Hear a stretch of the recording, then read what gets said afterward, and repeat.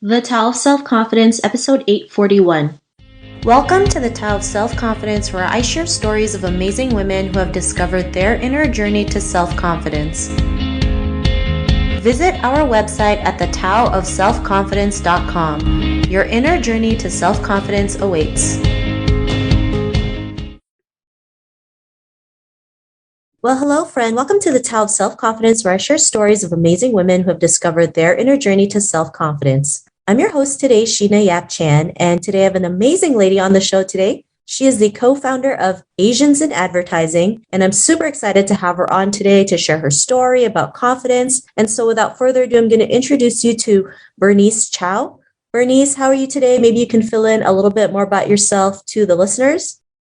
Thank you so much, Sheena, for having me on today's episode. This is such an incredible platform you've created.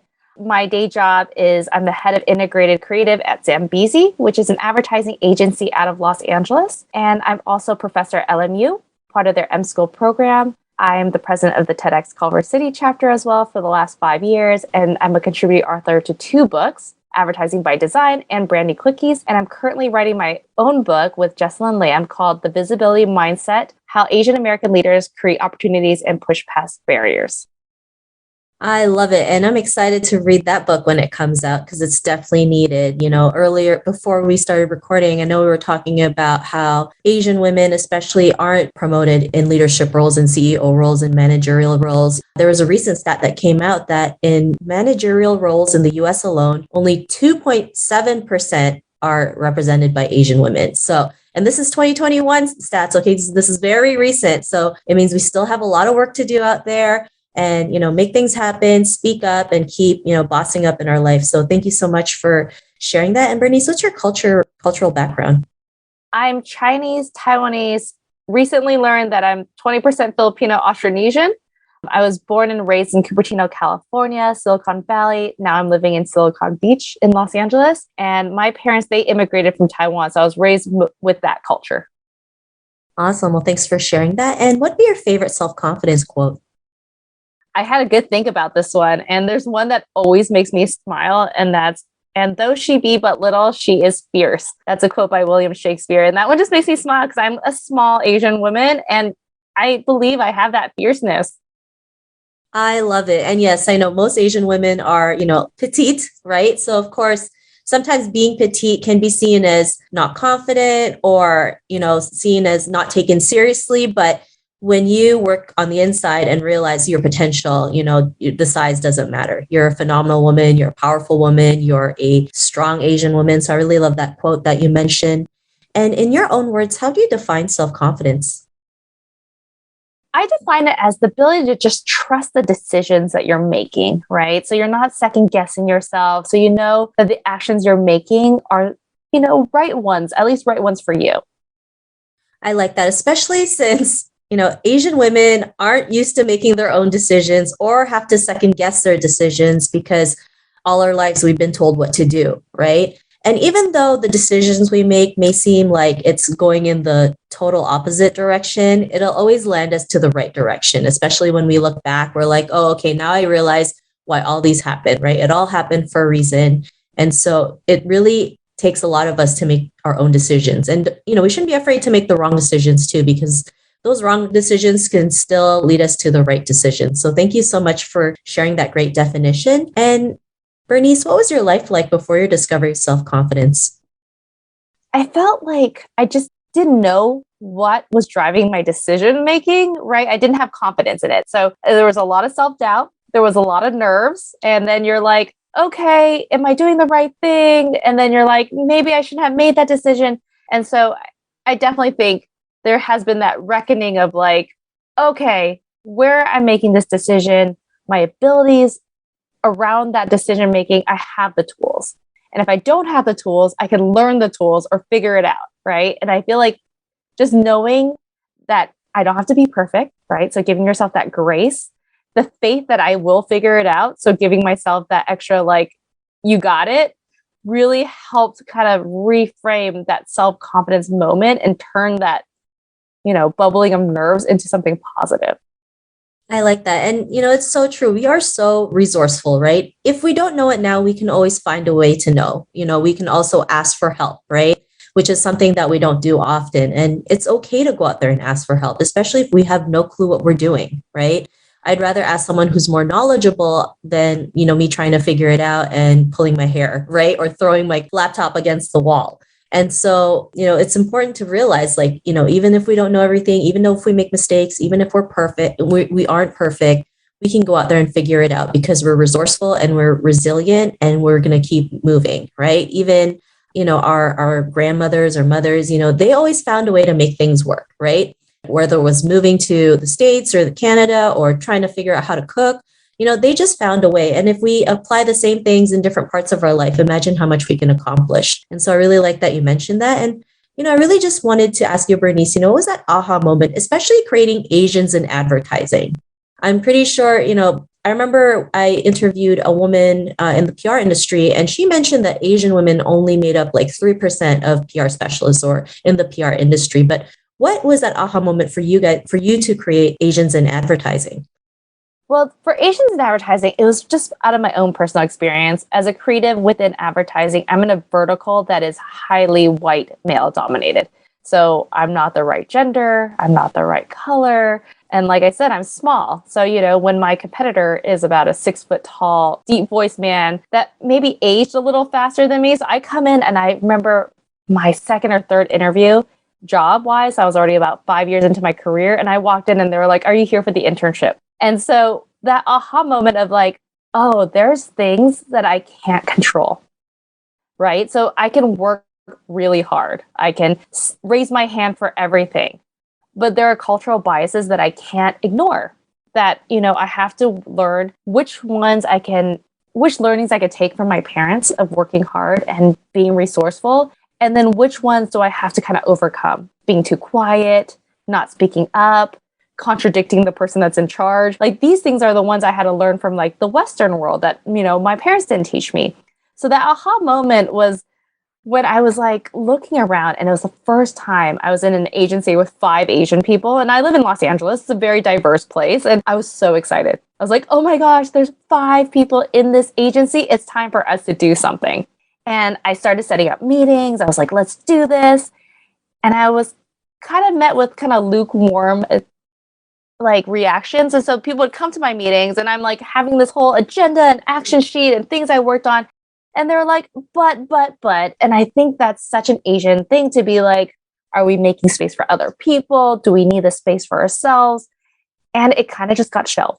And it wasn't until, the past 2 years where Asian hate was a big thing. And for so long, we can kind of get away with hiding, right? Or just assimilating. And all of a sudden now Asians are so spotlighted. I was walking out of the house and I was like checking around in the parking lots and making sure I was okay constantly. And it really helped me realize, yeah, we do need a group.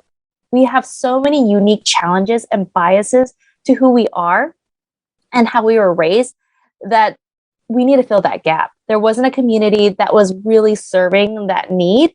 And so I attended an Asian town hall, and it was the first time I saw like 12 Asian C-level people. And I was so incredibly excited. And I remember at the very end of the call, they were like, we never do this. We should do this more often. Why don't we do this? And I was like, you guys aren't talking. So there's no community, not even for you guys. And it made me think, I need to bring up the idea I had 5 years ago. This needs to happen because these people don't have it either. And I met Jessalyn Lamb through a conversation, through a send. We were just in the chat on the side talking to each other and being like, hey, let's link up on LinkedIn. And she was so involved in everything. Like she was in part of all these clubs, all this activism, and she really wanted to change the way for API. And I was so moved by her passion that we connected and we started Asians in Advertise. Saturday, I created the site on Squarespace. Sunday, she looked it over. Monday, we launched it. We launched it with one event. It had over 600 signups. And that one post that I posted, and I'm not LinkedIn famous, but it had over 30,000 views. And it just really showed that the community really needed this. Our metric was like, let's get 25 people involved. So the fact that over 600 people were just like so excited that there was especially a space for them really helped me gain the momentum of, okay, we're doing the right thing and we need to create this. First of all, I love your story. I mean, the fact that you never gave up on the idea, maybe you had it in the back burner, right? Like we all do, right? There's nothing wrong with that. But, sometimes there's a time and place for everything, right? And I think with you and Jesselyn creating Asians in advertising, it came at a time where we needed it the most, when our community is hurting, especially when Asian women are 2.5 times more targeted in hate crimes than men, right? Because we're still seen as quiet and submissive and obedient. And because of our upbringing, right? We're told never to talk about our traumas or the bad things that happened to us. But, now's not the time to be quiet. Now is not the time to leave it in the back burner, right? Like if there's something out there that you think the community needs, just go out there and do it. And if it flops, it's not the end of the world, right? You can just course correct it. Like even creating this podcast, there wasn't any Asian podcasters. There's probably like one Asian podcaster before me. And I was like, if I get like 10 people who listen to me, I'm okay. you know, and because, if, as long as I help one person, it makes all the difference. Right. But I mean, I'm glad it's more than 10, but I mean, it's just like, you just got to put it out there. Right. And you don't always have to have a launch plan. I mean, you just said, I created the website. Jesselyn looked over it. Monday, we announced it, and then 600 signups. Right. And that's sometimes, maybe that's all you need. We never know, but we will never know unless we go out there and do it. So I really love the story that you just shared with us. And, because of that aha moment, what's your life been like now? I still struggle with self-confidence. It's not just a done deal where you're like, okay, I'm 100% self-confidence. And it wavers, depending on projects or challenges. But, like I said, I know that I can get there, right? I know I can figure it out. And that faith in myself is where that self-confidence is. So maybe not in the task, but in my own ability to know that I can figure it out. I love it. And don't worry, we all go through confidence issues, even me, right? I may talk about confidence, but I deal with it as well, especially during the pandemic when everything closed down. I was just like, oh my God, it's the end of the world. And so this is why platforms like these are so important. So we can work on ourselves. We have that support and we realize we're just not the only people who go through this every single day. So I really love that you mentioned that. And because, confidence isn't like a linear journey, right? It's a roller coaster. You go up, you go down, you're upside down, you're sideways, you're all over the place sometimes. And sometimes that's okay, right? That's okay. Sometimes you need to just feel it out so that you can feel better again. So I really love that you mentioned that. And, to the woman who's listening to this episode, she may be in her own journey to self-confidence. What would be that one tip you would give to her? I would say sit with yourself. I feel like as Asian women, we're so used to just going, right? Being busy feels good. And it's like, you need to stop and just appreciate who you are and what you've accomplished. So many times I look at, people that I'm interviewing, I'm looking at their about section of their website or their LinkedIn, and I'm like, where are all your achievements? I know you, I know all you've done, but it's not here. It's like, oh, I'm from this city and I go to this college. But I was like, where are all the incredible things that you've done? Like, I know you've won this award. I knew this one girl, she had 2 seasons of a podcast and it wasn't even on her about section. And I was like, you need to talk about yourself and at least sit with that, sit with that feeling that you've done amazing things and that you have incredible achievements and really like amplify that.